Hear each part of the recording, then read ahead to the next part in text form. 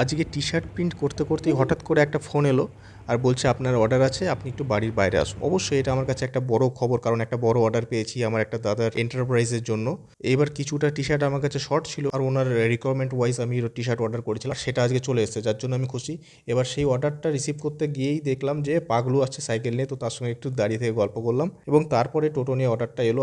কোনটা আমার ওটিপি আসবে নাকি? হ্যাঁ, ওটিপি আসবে নাকি? হ্যাঁ।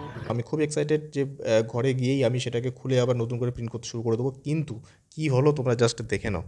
মানে মানুষের টাইম খারাপ থাকলে কত রকম হতে পারে আজকে সেটা বুঝতে পারলাম।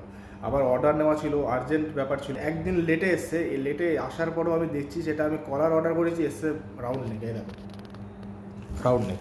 তো যাই হোক, এরপরে কী করব, মাথা তো কাজ করছে না, তাই মাথাটাকে একটু হালকা করতে চুল কাটাতে চলে গেলাম সেলুনে। আর সেলুনে এমন সময় আজকে গেছি যে 3:30টার সময়, বিকেলবেলা, যার জন্য সেলুনটা ছিল ফাঁকা আর তাড়াতাড়ি করে বাড়ি চলে আসতে পারলাম। আর আমি সন্ধ্যাবেলায় কিন্তু রেডি হয়ে গেছি, কারণ আজকে একটা বিয়ে বাড়ি যাবো বলে। দেখা হচ্ছে তোমাদের সঙ্গে নেক্সট কোনো মিনি ব্লগে। ততক্ষণ ভালো থেকো, জয় গুরু।